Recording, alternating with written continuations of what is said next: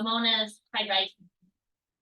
And want a special welcome to Pamela. She's here. She's an experienced agent from Pennsylvania, has like 5 escrows going on there. The people who do this here, so I think they're coming.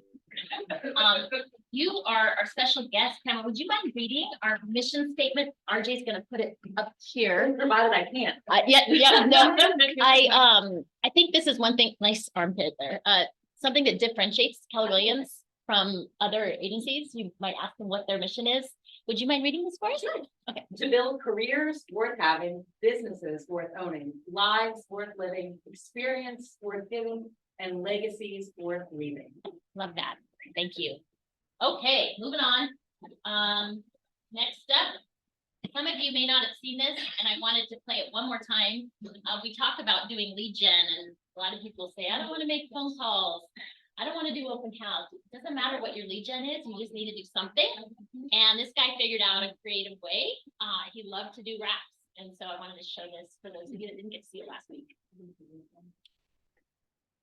Whether you just got in this industry or you've been in it for 30 years, you just got thrown a curve. You are going to have to be different. 1.6 million realtors, wake freaking up. Wake up. Yeah, Keller Williams is a name. 40 years in the game. Ever since I made the jump, nothing's ever been the same. First I read Amorier, then I read the one thing. Gary Keller don't play. He the real estate king. We got a challenge. Your goal is to be alive and be thriving on the other side. Yes or no? Yeah. Keller Williams is a blessing. #1, no questions. Internationally recognized as best and progressing. Collaborating, connecting, helping out, that's the message. Mega campus in session, so shout out to Texas. KW's got what you need to reach success. Playbooks are all in your hand like a beverage. Win-win or no deal, we can't make exceptions. Only L's we take is leads, listings, leverage. Think a million, earn a million, not a million, then got a million. Think a million, earn a million, not a million, then get a million. Yeah, Keller Williams is a name. 40 years in the game. Ever since I made the jump, nothing's ever been the same. First I read Amorier, then I read the one thing. Gary Keller don't play. He the real estate king. On Facebook. Yeah, I love that about this company. They're so supportive. You can do real estate any way you want. And he's choosing to get his leads through rap videos. We have one kid that we featured in his 20s. He just does all his deals through Instagram. So the thing is figuring out your superpower. What is your superpower? People do it with Facebook. And something else that distinguishes us, we call it our white horse C2Ts. And these are values that are on our wall.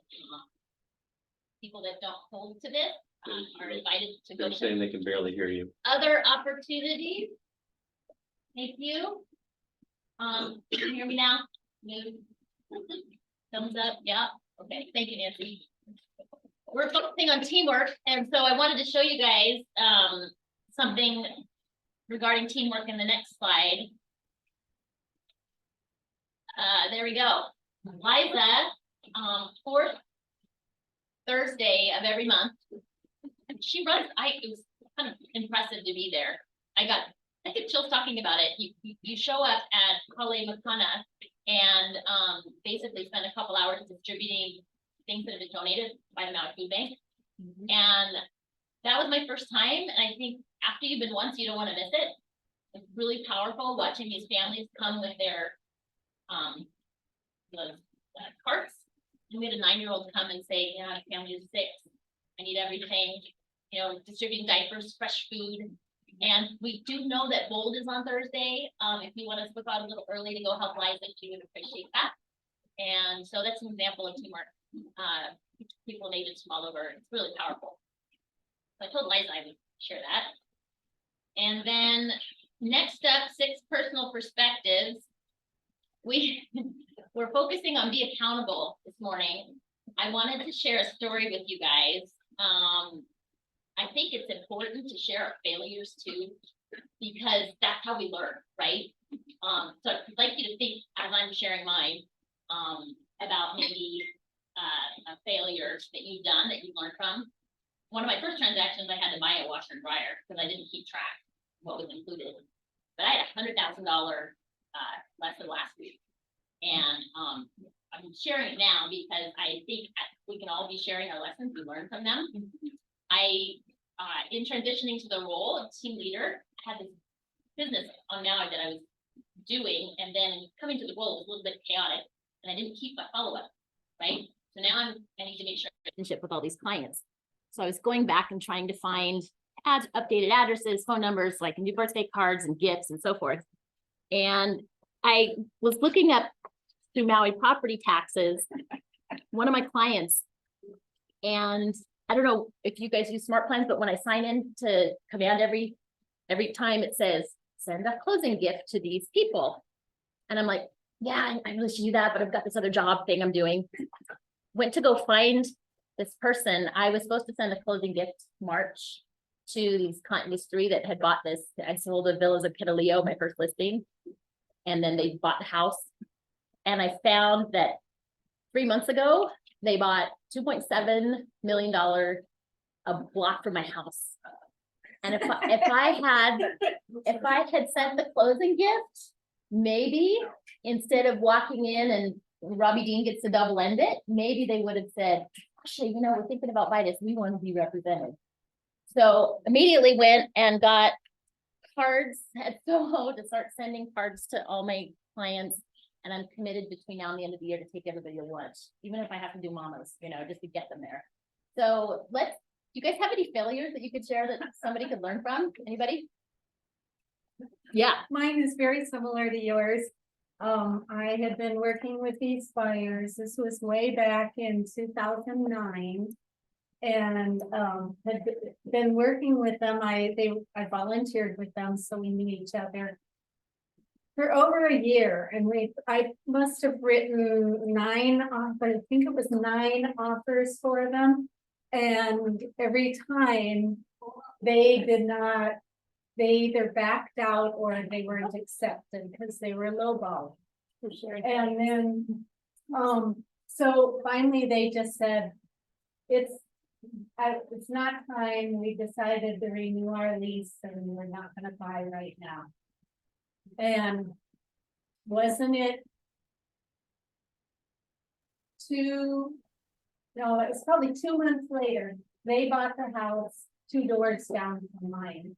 It was exactly what they did not want, that they had said. It was way over what they said they'd pay and stuff. But I guess I hadn't set their vision of what they could allow. So I took them out to lunch and we had a good talk, but it's like a big lesson. Yeah. Thank you for sharing, And Kathy. they still live 2 doors down. Yeah, Kathy was sharing, she worked with buyers, wrote 9 offers, and her friends bought 2 doors down from her. Anybody else?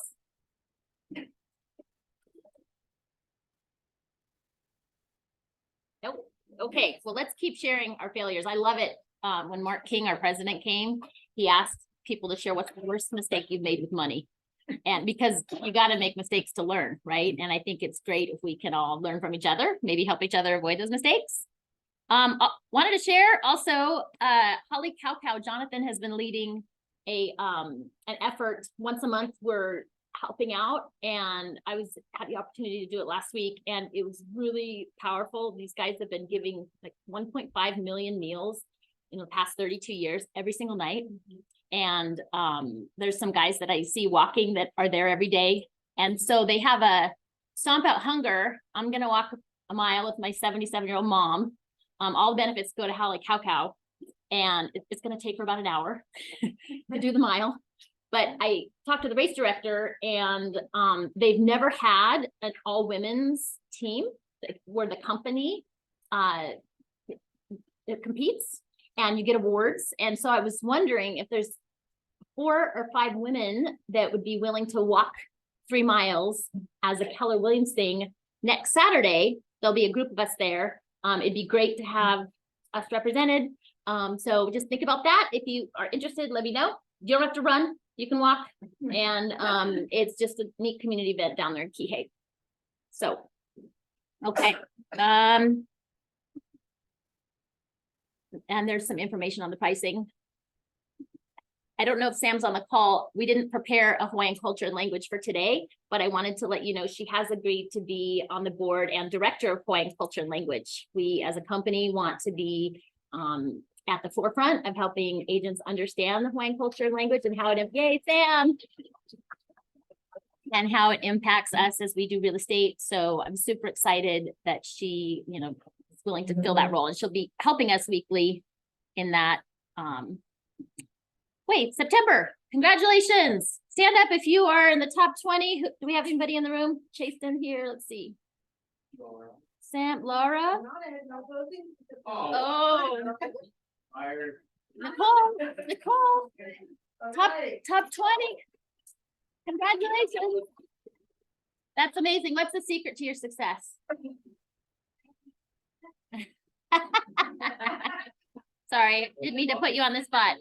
Reach out to Nicole and these top agents, see what they're doing. We were super excited to see Bruno close. He's a newer agent. It was like a 3 million something. So super excited for you guys. Congrats. This is the time to take market share. So if you can get out there now, we'll be get through the shift. And Kathy too. And Kathy. Maybe her first. Oh yeah. Yeah, Kathy's new. Congratulations, Kathy. That's awesome. Okay. One of my goals, and this is how I can be accountable to all of you, is 24 cappers in 2024. We're excited. I don't know if we can announce a new person yet. No? Okay. So I'm super excited to share with you guys. Anybody familiar with 7505 McKenna? It was a listing last year, $29 million listing. And Zora Meyer, it was the one on the other side bringing the buyer, and she's joining our company, which is super exciting. So when you, she was with us and then left. Yeah, she's returning. And so, yeah, super excited joining JC's team. So, yeah, so when you see her, welcome her, and we love it when our people come home. And I have some fun giveaways regarding luxury. I pulled the numbers. So Keone got one last week, and Jonathan, I have a double XL, and I have an XL, and I have a playbook. These are being sold now, but actually I printed 10 when they just started coming out with these one pagers, and it's a whole entire book of different ways that people lead generate. So if you're one of those people who don't want to make calls, just peruse this. You can always borrow mine. Elio is the one who did Instagram. It'll give you some ideas. So we're going to play a game to see how familiar you are with your luxury listings. How many in the history of Hawaii that's recorded on the MLS, how many, and just raise your hand if you want to answer and pick a prize. How many, I told Keone and JC, so you don't get to, how many over 26 million do you think have closed that are recorded on the MLS in Hawaii? I mean, sorry, no. Ever. 10. Anybody else? Steve said 14. I'm assuming. Steve said 14. Teresa? 18. 18. I would say higher, 23. Anybody else? 32. 32. Okay. Okay. 15. And this is yeah. 5. Okay. Nicole, you're the closest. When I pulled it this morning, there's only 6. Nice. So you get to pick. Do you want a playbook, an Excel? Okay. Good job. Okay. How about the highest recorded sale on Maui? How many million? 46. 46. Anybody else? 43. 43. 87. 87. 64. 64. 37.5 when I was doing. Yeah. Okay, it's Bonnie, 45. 45. Who's that? Bonnie. Bonnie, you win. That's right. 3200 South Kihei Road. Would you like an XL or double XL? I guess the XL. Thanks so much. Yeah, you're welcome. Good job. Okay, so let's see. Another question. Yep. Oh, thank you. Anyway, I just wanted to highlight, guys, if we know these numbers, it helps you when you're dealing. And that was one of her first deals. So it's pretty awesome for Zora. We are super excited to have her. Alrighty. So my accountability to you guys, I need 23 more Zoras. So if you know someone who is a high performer, I would love to help build your profit share. Just let me know and I will reach out to them. All right, keep going. Bold is Thursday. We are stoked. It's free and full, so you can get on the wait list. Please let us know if you can't make a day so we can pop people in. And super excited. We're going to be in this room. There's about 65 people signed up. So it should be lots of fun. And the AC should be excellent. And we have about 10 guests coming. So please reach out to those guests, tell them about our culture and help them understand how great it is to partner with us. Wanted to show you guys again our t-shirts. They do take a little bit to get here, but it would be great for those of us going to family reunion and other events. We can show up united. Every single dollar goes to our 808 Maui Heroes Fund. Keller Williams International is donating all the supplies and printing. So everything you spend on that goes directly to that. So I got mine Nonprofit. last week. Oh, you and did? My husband said, why didn't you get me one? So I'm getting him. Oh, yay, yay, But he yeah. loved it that much. It'd be a great Christmas gift. You know, if you know all the money that you're putting towards it, we're gonna identify like our first responders and other people who really showed up to help during fires. Okay, Hawaii One app. Anything to say about that? Ray? Nope. If you don't have it, get it. This is where you can reserve conference rooms, by the way. So if you guys have your app, let's get it out right now. I'm gonna show you how to do conference rooms because I had someone say, hey, how do I do this? And I myself had not reserved it yet. That was me, but. Yeah, okay. So if you open the app and then click when it opens, click on Maui. It's taking a while. Come on. Yeah, they're in it slow today. Oh, yeah. Okay, well, yeah. When you do want to reserve a conference room, it's super easy. You just click on Maui and then request a conference room right there. And there you go. Super easy. So we're trying to avoid as many emails and we're doing alerts through the app. Hey, Sasha, Yes. just throwing it out there, guys. The text message provider that we're using, they're closing up shop at the end of the year, right? So the app is going to be the way that you get your notifications and your reminders for class. And so if you don't have the app just yet, it is really important that you download it because that's going to be how we communicate with you all. Yeah. Thank you. And a reminder, if you haven't downloaded it and you download it and you log in and it kicks you out, that is normal the first time because it's validating who you are. So sign back again and you'll get it. Agents across the country see Hawaii and like, I want to know what they're doing out here. We don't let them in. If this is just for you all, right? So you got to get past the bouncer and past the velvet rope to get in, and it takes a little bit of time, but we do get your registration, like Teresa said, and then we'll let you in.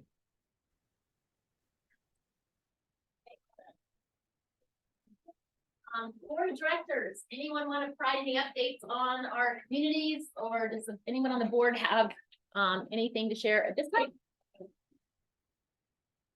I will say we have our retreat coming up. Thank you, Jonathan, at the Maui Country Club. We're welcoming a new director, Wendy Makahele, and she's going to be director of wellness. We're super excited to have her join us. I like to give the board a chance to chime in if they have anything. Our board meeting is this Wednesday, 11:30. Anyone's welcome to attend. You can't participate if you're not on the board, but you can come listen. If I were an agent, I would be at every single one of those because there's a nugget. Anytime you have these professionals in the room, Dean has been very generous to share his secrets with everyone. And we have our OP of Germany joining us as a guest this Wednesday. So if you want to come make some connections in Germany, he will be there, not participating, but there as an observer. Okay, Nerdy 30.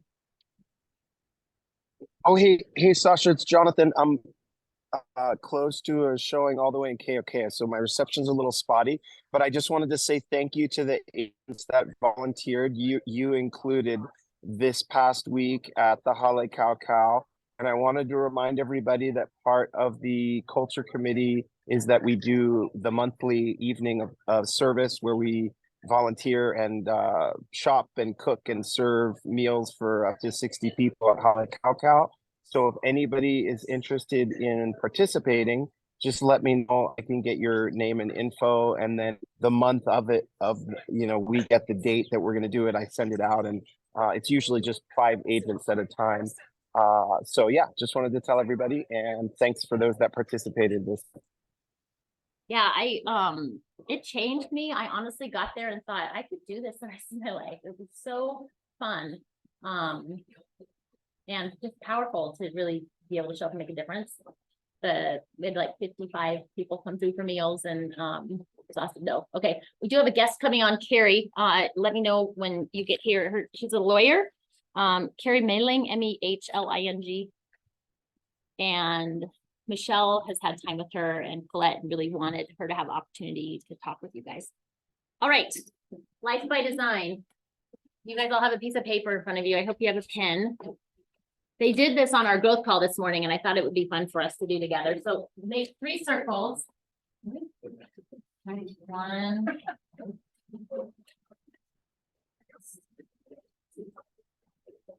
You need a pen to the intersecting or stuff? Intersecting. Good question, Nicole. And I'm going to be interested in what you're thinking as you write these. Okay, so first we're going to talk about business. So think about your business.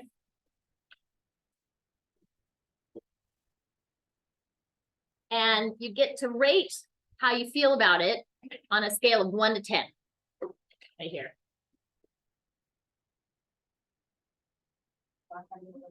Oh, sorry. See you. How do you feel about your business? How's it going? Okay, and then the next one is your life. We have a lot more in our lives than real estate, right? So your life in general, your wellness, your family, your health.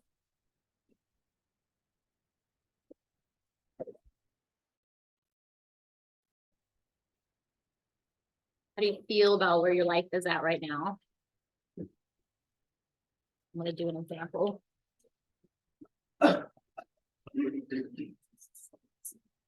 Now we're going to go back to 5th grade. Multiply those 2 numbers together.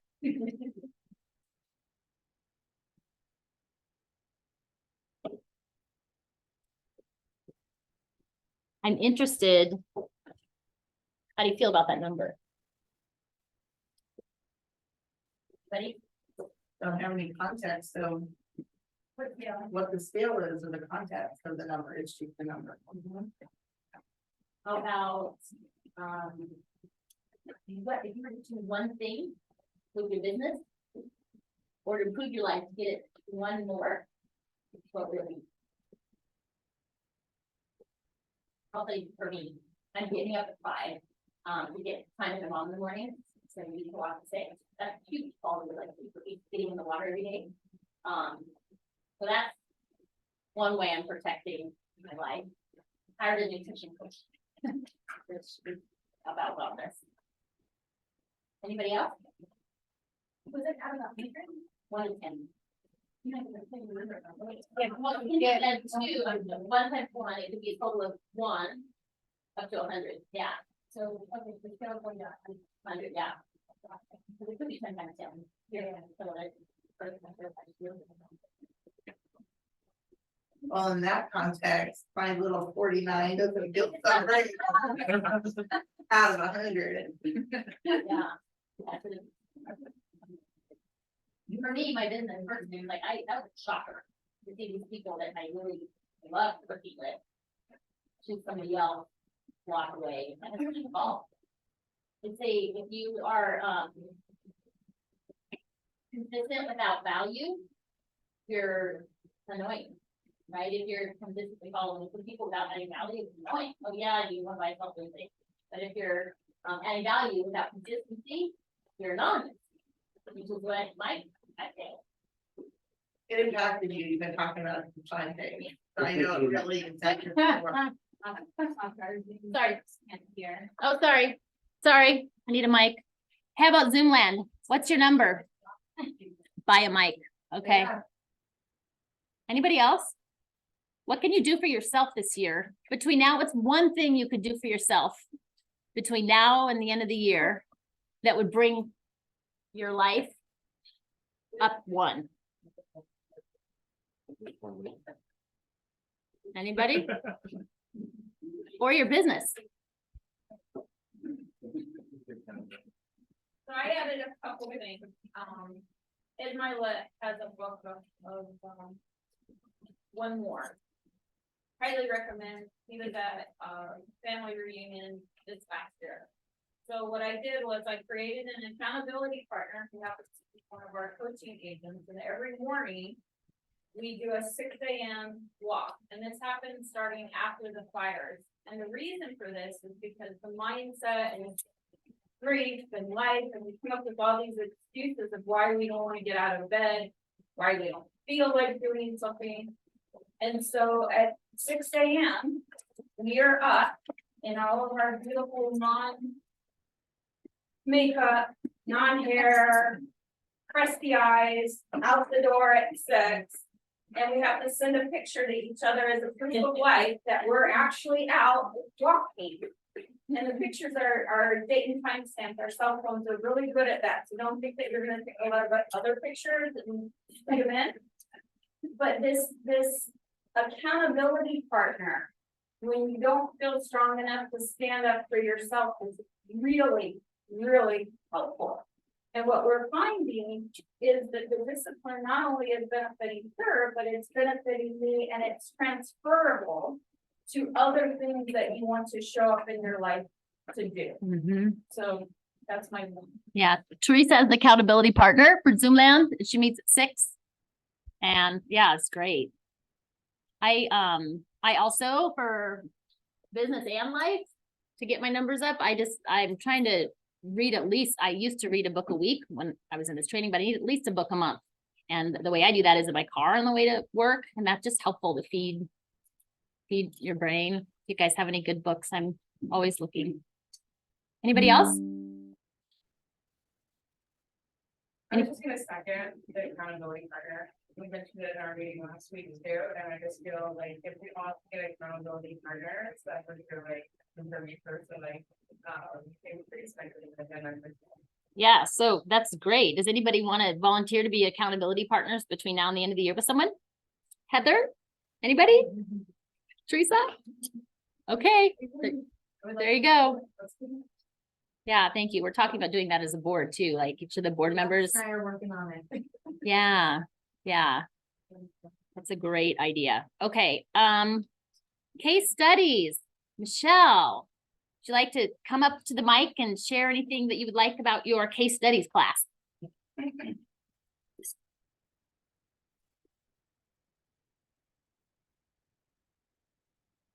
It's happening this Wednesday, October 25th, 10 o'clock. Please join me. It's in office here in Colorado. It is, case studies are examples of real life situations and scenarios that happen. Sometimes I use things in our own office. Sometimes I use examples from NAR, but it helps you to put it in context. Sometimes we read the laws and we go about our practice, and we always can get better at what we're doing. And in the down market is when your clients will file complaints and sue us because they experience a loss or they have buyer's remorse. And this is a way to keep yourself out of that. So please come join me. I only teach twice a month. We have a case studies and a contracts class. Would love to see you all here. But if you can't attend, let me know. I'm always happy to do one-on-ones with people or make appointments to meet with you individually. So that's it. And if you haven't been in one of Michelle's classes, she's an incredible instructor. I learn every time I get the opportunity to be in a class with you, Michelle. That's awesome. Listing clinic is free, which is unusual. How much does it normally cost? It's like Oh, it's at least a couple $100. couple $100. So I believe that Hawaii One bought this for you guys. We're really trying to support you in your listings. Jean Rivers is amazing. It looks like it's going to be here and Kihei via Zoom. So celebrate your Halloween early. We could have a costume contest if you want. Can I have something else? Yes, please. We have top producing agents who are used to going on an appointment and getting the listing. who now are not getting the listing, who are going up and are going up against more and more larger groups of agents. So we had a top producer in our top 20% last week go for a listing, didn't get it, was up against 4 other companies. And so part of what we're going to be talking about in the contract stuff in November is your scripts, your responses. How do you speak to your value to an owner who's looking to list their property? I mean, we are up against Redfin, who's writing checks to sellers to stage their properties in advance of listing. One I'm aware of was Makaliki condo. They gave them $7,500. So they're buying the listing by doing that. We have other competitors who bought all the equipment and they go in and they do video and drone and professional photography and Matterport, you know, all the bells and whistles as a standard at no additional cost to the client. So we're up against people who are really fine-tuned and executing at a very high level. And you need to be able to speak to your value versus just reduce your commission.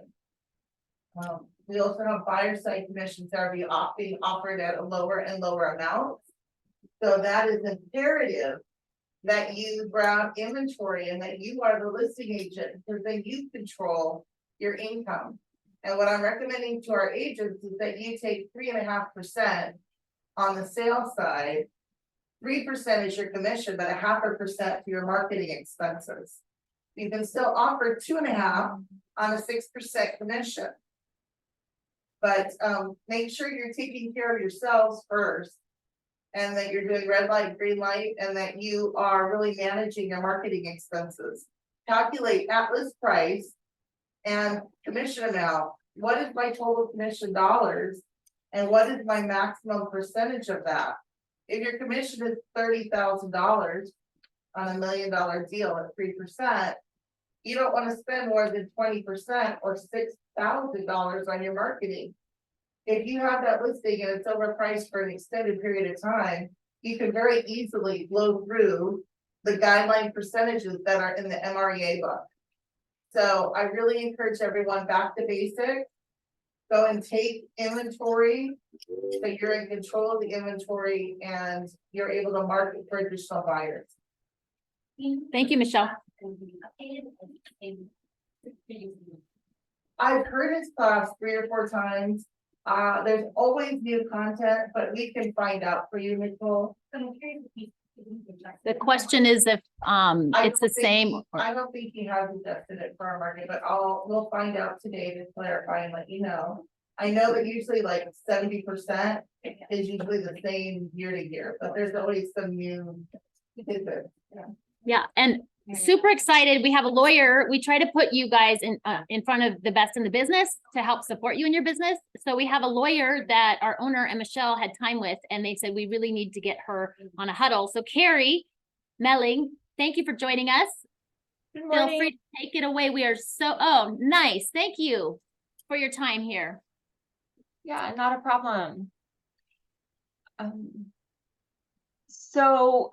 Good morning, everybody. Sorry, I can't see everybody all at one time here. I have been in conversation related to some of the things that have been happening with the fire.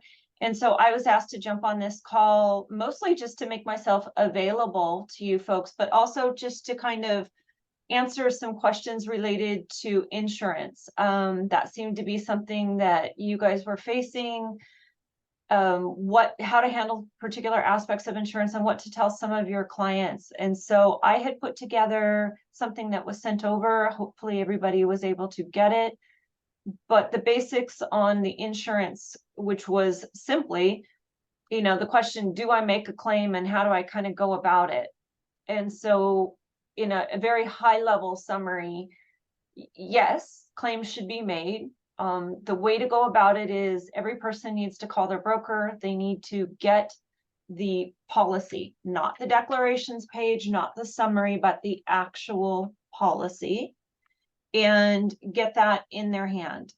The reason being is there's lots of different kinds of insurance that are available, and this speaks to both residential and commercial, but there's lots of different types of insurance. And so in order for people to really understand what they have and what claims they can make, they need the entirety of the policy.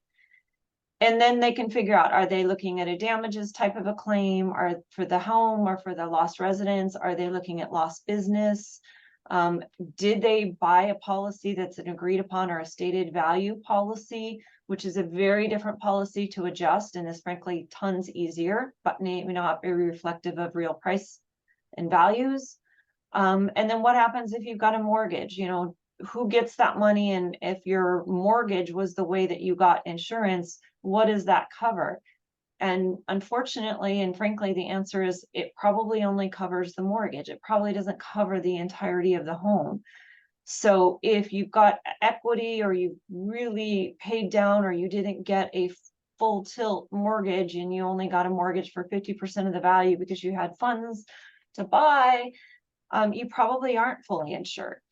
So, you know, that's why you need to request the entirety of the policy and get somebody's eyeballs on it who knows what they're looking at to help people. One of the other big questions that got asked was, you know, there's a zillion lawyers out there, there's a zillion public adjusters all making the claim that they're the person that needs to be hired, and should they be hired?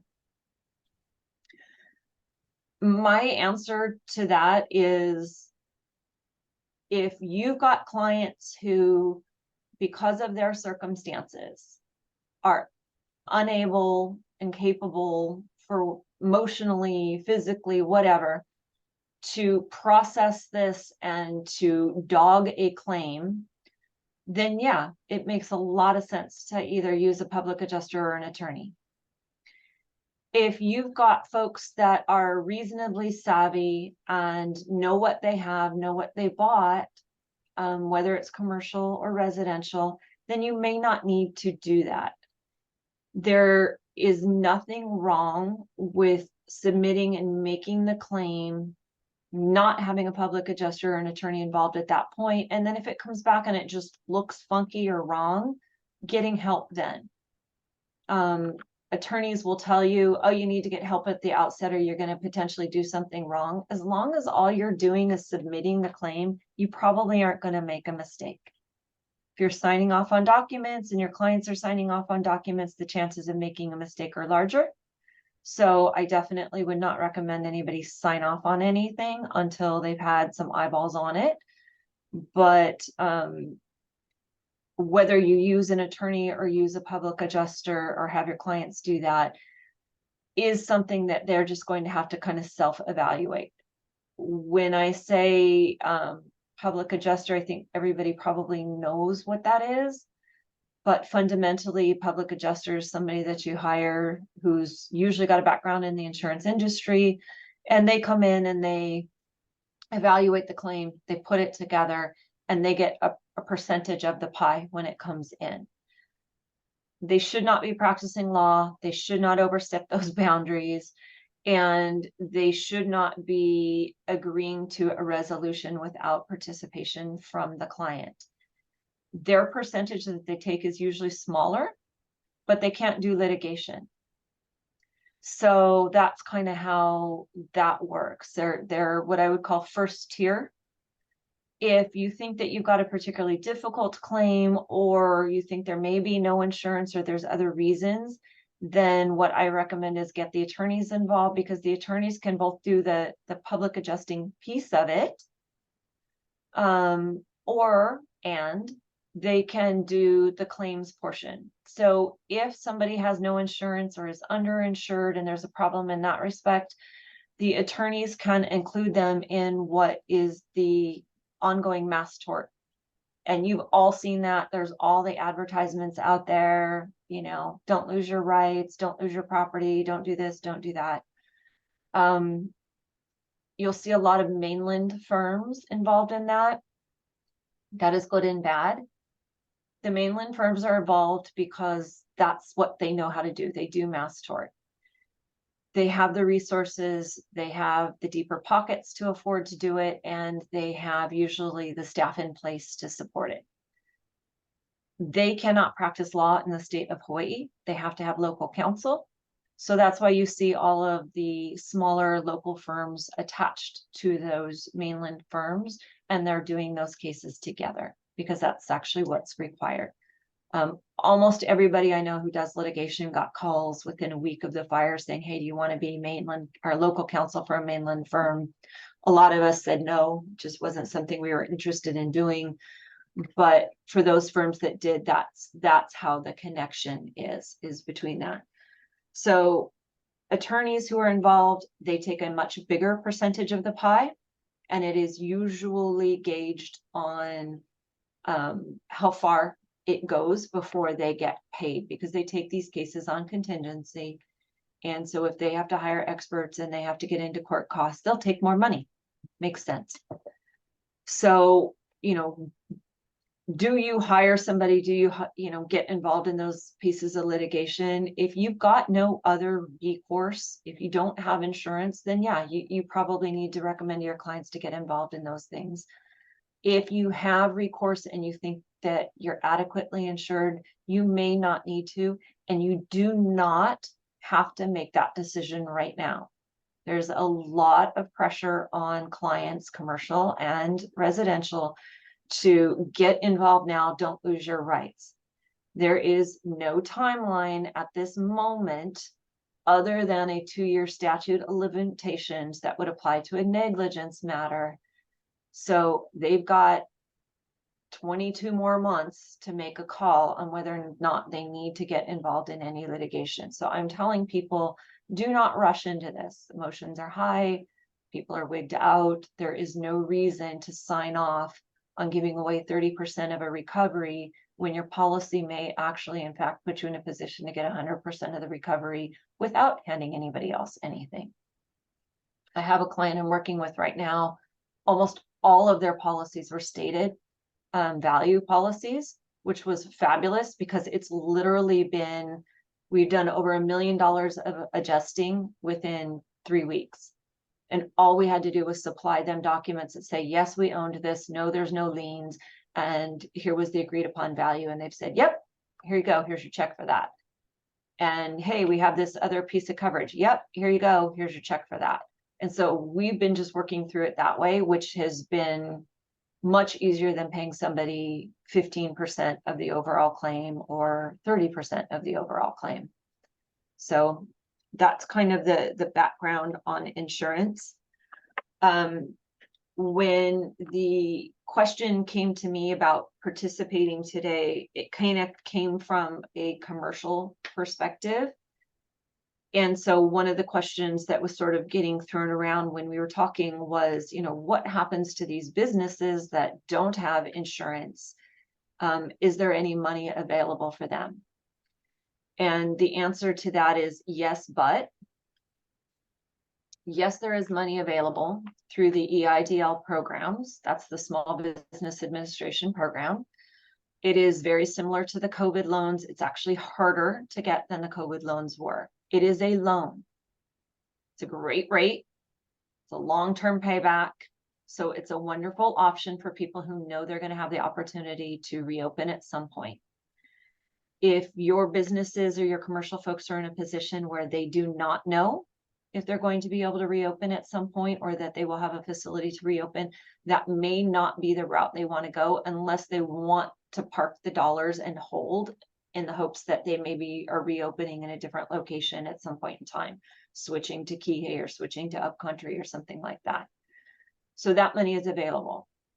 As of last week, the County of Maui was on the second reading of a bill to take $12.5 million worth of insurance. Well, it wasn't insurance. It was actually COVID money that was given by the federal government, and to dedicate it to basically business grants to be administered through MEDB.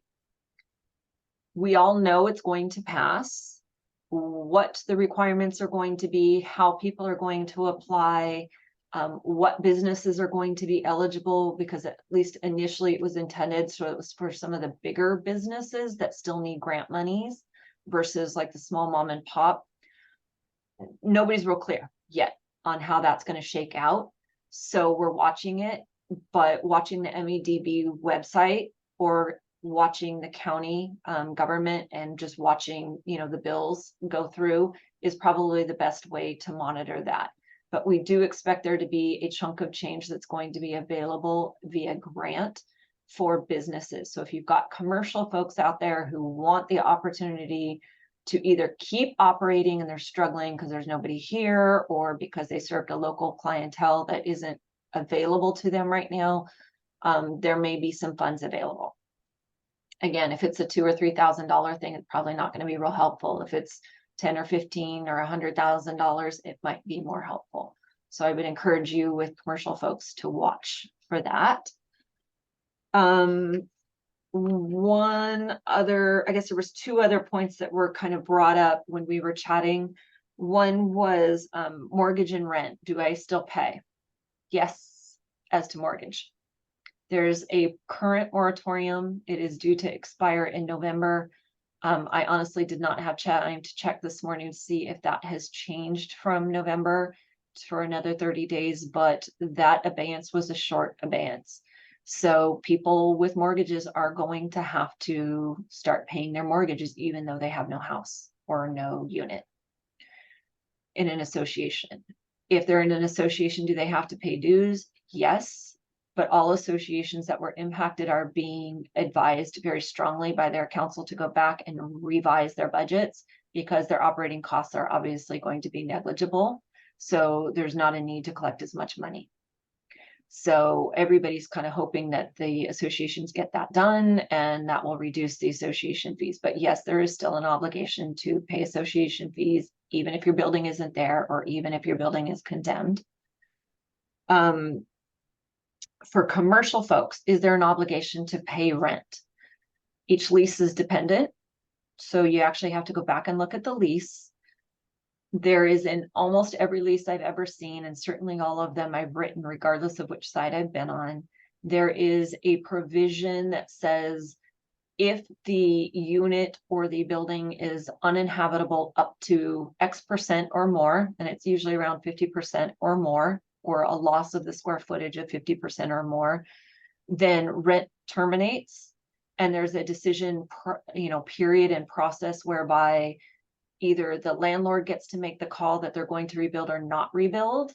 And then the tenant gets an opportunity to say, yes, I want into the rebuild, or I acknowledge that you're not going to rebuild, and that ends up terminating the lease. So you end up having to go back to the lease. I do know that there are several large landlords, particularly on Front Street, that have already sent notices to the tenant asking for additional time. They had 60 days within their leases to make the call on whether they were rebuilding. They can't make that call right now. Nobody knows what's happening. So they've given their tenants notice that they have an opportunity to immediately terminate, or if they want to hold for the additional 60 days that they asked for, then they just go into a hold pattern, and the landlord asks for an additional 60 days to make the decision. So we're seeing some of that happening on the commercial side. So while that is happening, if you have those provisions in the lease, then no, most tenants do not have to be making rent payments. If there is a termination pursuant to the lease, not just I don't want to be here, but an actual termination pursuant to the lease, then you are entitled to get security deposits back. We are discovering there's all kinds of problems with that because landlords didn't segregate that, and so they're having a hard time returning security deposits. If that is the case, I strongly recommend you get counsel and start pursuing that, because there's some very large security deposits out there that we know are not being returned, which is really unfortunate, but that's kind of what's happening. The last major question that I got asked was eviction. Can we evict or be evicted? On the residential side, there is a moratorium in place for evictions. That said, it is being challenged. I don't know the outcome of that yet, because the case that I know is moving forward on that hasn't gotten anywhere substantive. So we expect the moratorium on evictions to be continued, much like it was in COVID. And we expect it to be legally challenged on the residential side. So that's kind of the At this point, probably can't get evicted unless you're completely in breach of a lease unrelated to fire issues. Can you be evicted because your landlord wants to take up the rent? Nope. Cannot take up the rent. Right now, residential space is considered to be a protected commodity within the emergency proclamations, which means that the price of it cannot be increased. Certain groceries are the same, certain services are the same. There can be no increase in pricing right now from what it was pre-fire. Again, that's in place for a limited duration of time. We do not know how long the governor will extend that, but that is the current situation.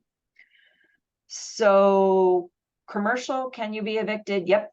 There's nothing in place that is protecting commercial folks right now from eviction. So if you don't pay your rent because you've got nobody coming, because there's no tourists, your landlord can proceed. Unlike COVID. COVID, you were protected. Here you are not. So that's kind of the super high overview situation. I think there's a few minutes left. I'm super happy to answer questions. I also listed a bunch of resources on the information that I circulated. So I don't know who's Can you governing. resend that to me? There we go.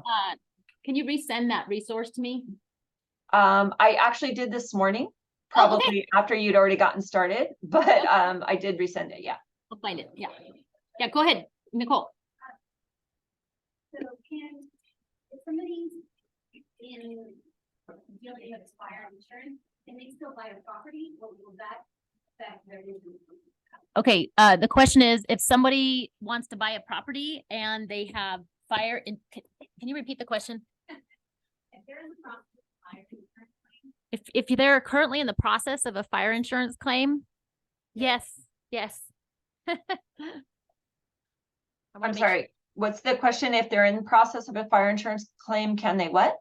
If they're in the process of a claim with fire or anything in regards, can they still buy a property?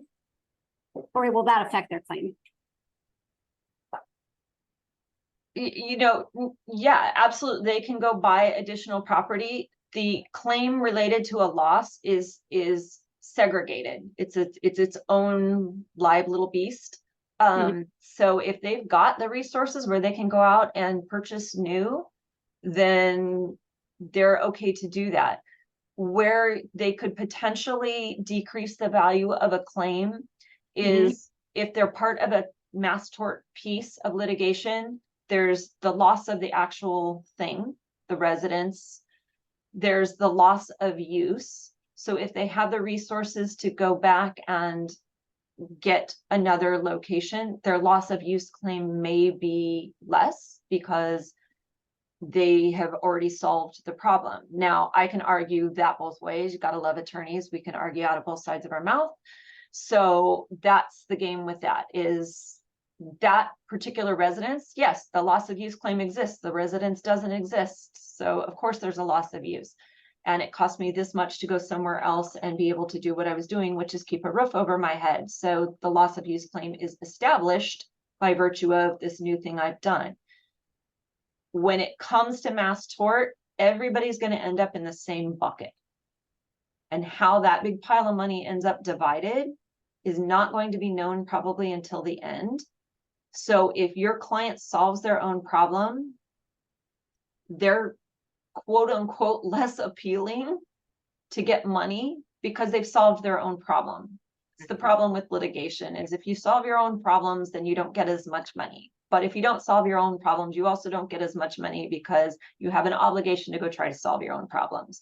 So it's that weird weighing that you're in between. But I would not discourage anybody from, if they've got the resources, to go and replace what they lost, to do it. Okay, thank you. Awesome. Thank you. Any other questions? No? No. Okay. Thank you so much. Oh, wait, in the chat, let's see. Carrie, okay. Thank you so much, Carrie, for your time. That was comprehensive. And Steve says Carrie's great. She works with our AOAO at Columbus High. Yay, Carrie. Thanks, Steve. Yeah, if anybody has questions, I will throw my contact information into the chat and you're welcome to bounce questions off of me. I'm not always in my office, so it may take me a day or two to return calls, but I am around and I am happy to at least provide some guidance best I can, or try to direct you to the resource if that's helpful to you. Awesome. Thank you so much. No Appreciate that. problem. So her info is in the chat, 808-419-6299, Carrie, MEHLING, lawyer. This was such a great idea by Steve, and our board. We decided to do a monthly book club, and I just finished Grit. It's awesome. I wish I would have read it earlier. This month we're talking about Atomic Habits on November 6th, Monday, right after the huddle. And then if you haven't read Grit, and as a mama, it was so helpful because there's stuff I regret. And one of the things they talk about is people, when they experience something traumatic as teenagers and adolescents, it actually helps them and they get through it. It helps them long-term in an opportunity way that you wouldn't if you hadn't had that experience. So as a mom, I'm like, okay, I might have not done something right, but my kids are going to be better for it. So yeah, Miranda's reading that, leading that discussion in December. And we're looking to put our world-class training calendar together for one book a month for 2024. So if you have a book and you'd like to lead the discussion, a favorite that's changed your life, or you think people would, let me know, and Steve, and we can add it to our list. Yeah, Sam, Miranda, you want to say anything regarding that? Or Steve? No. I'll jump in as Sam's not there. No, thanks for Sam and Miranda helping out. And like you mentioned, I would love to have somebody else host the next one after that. Basically, all it does is just you show up and lead the discussion, really, and you get to pick the book out. But I know there's so many good books we try to stick to, either self-help, of course, real estate, business, wealth building, anything that relates to any of those. Yeah, please give me a call, give me a shout. You want to go now? Oh, okay, awesome, Steve. Thank you. Thanks. Yeah, at the top of my list, Psychology of Money helped me this year change my perspective. So yeah, you guys, if you have a book, let Steve know, let myself know, and you can lead that discussion for the month. We'd love to plug in all of 2024. Super excited. Chad, the master mind, is coming to Maui Monday, October 30th. He's incredible. If you've ever been in any of his classes, really speaks at a high level. He's doing 3 back-to-back classes, AI, which will be super fun. He's always early adopter. And then strategies of the purchase contract and seller real property disclosure statement. So he's wanted to come and support Maui. He will be here. Please join us anytime on Monday, 11 to 4. So right after our huddle. I don't think Chad's on to speak to that unless anybody else wanted to. Okay, and then we'll skip down to KW commercial update and hot topics from Michelle. Skipping, there we go.